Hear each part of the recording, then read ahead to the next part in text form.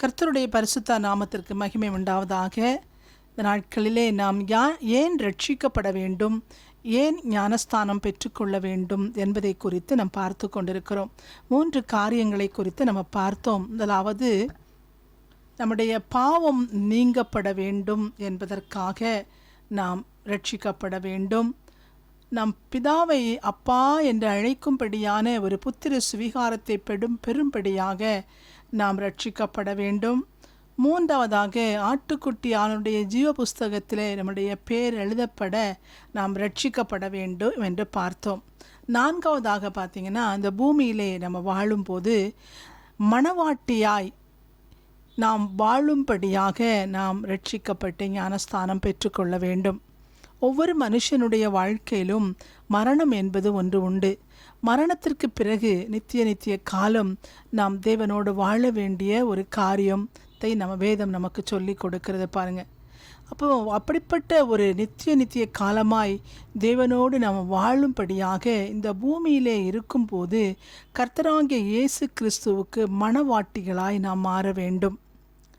நாம் மணவாட்டிகளாய் மாறினால்தான் நாம் தேவனோடு இணையும் போது மனைவியாய் நாம் மாற முடியும்.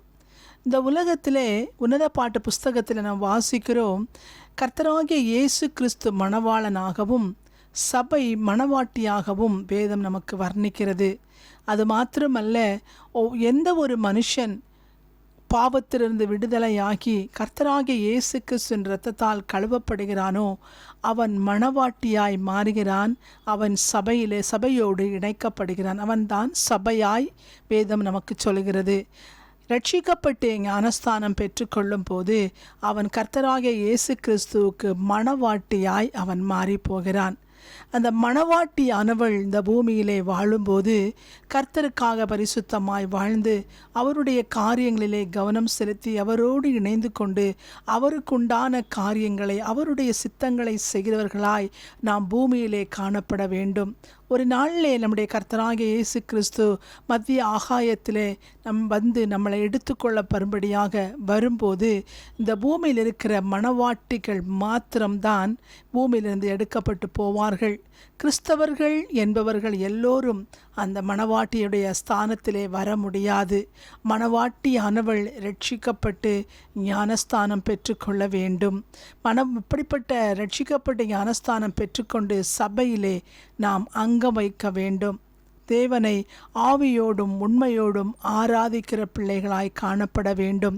விக்கிரக ஆராதனையிலிருந்து விடுதலையாகி கர்த்தராகிய இயேசு கிறிஸ்து ஒருவரே தெய்வம் என்று சொல்லி அவரை மாத்திரம் இன்பத்திலும் துன்பத்திலும் நாம் மாமிசத்தின் கணவரோடு கூட ஒப்புரவாகுவது போல இன்பத்திலும் துன்பத்திலும் மரணம் நம்மை பிரிக்கும் மட்டும் என்று சொல்லி நாம் ஒப்புரவு கொடுப்பது போல சபையிலே நாம் ஐக்கியம் வைத்த பிறகு வாழ்க்கையில் என்ன இன்ப துன்பம் வந்தாலும் கர்த்தராகிய இயேசு கிறிஸ்துவை விட்டு விலகாதபடி அவரோடு கூட நாம் வாழ்வோமானால் நம்முடைய கர்த்தராகிய இயேசு கிறிஸ்துக்கு இந்த பூமியிலே மணவாட்டிகளாய் நாம் தெரிந்தெடுக்கப்படுகிறோம். அப்படிப்பட்ட மணவாட்டிகள் தான் கர்த்தராகிய இயேசு கிறிஸ்து மத்திய ஆகாயத்தில் வரும்போது அவருக்கு எதிர்கொண்டு போகிறதை வேதம் நமக்கு அழகாக எடுத்து சொல்கிறது.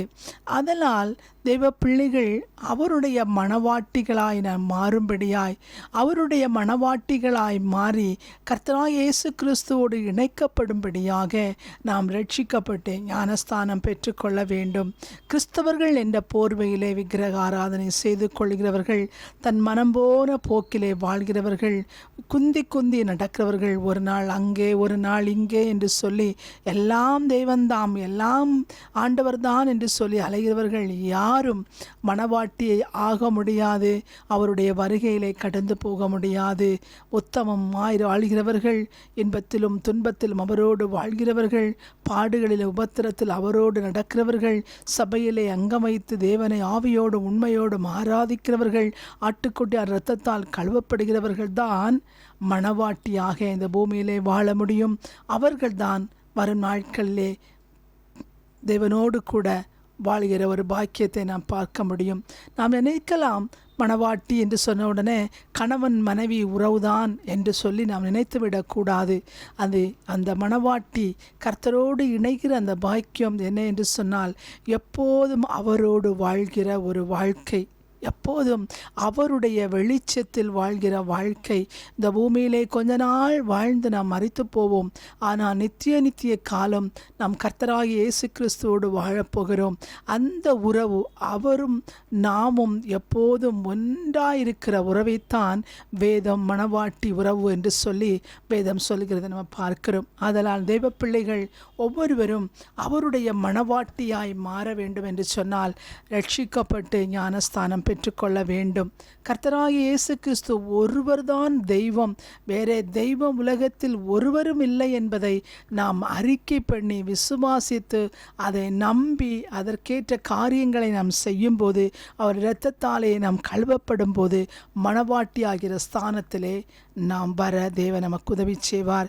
நான் கேட்டுக்கொண்டிருக்கிற ஒவ்வொரு பிள்ளைகளும் நீங்கள் விசுவாசியுங்கள். நிச்சயமாய் தேவன் நம்மளோடு ஒரு நாள் வருவார். நம்மளை அழைத்து செல்லும்படியாய், அவரோடு நாம் இணைந்து கொள்ளும்படியாய் கர்த்தராகிய இயேசு கிறிஸ்து மணவாளனாய் வருவார். நம் மணவாட்டிகளாய் இந்த பூமியிலே வாழ்கிறவர்கள் அவரோடு கடந்து போகிறோம். நித்திய காலம் அவரோடு கூட மனைவியாய் நாம் வாழப்போகிறோம்.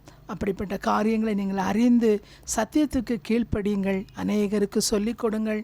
கர்த்தர் உங்களை ஆசீர்வதிப்பாராக. ஆமேன்.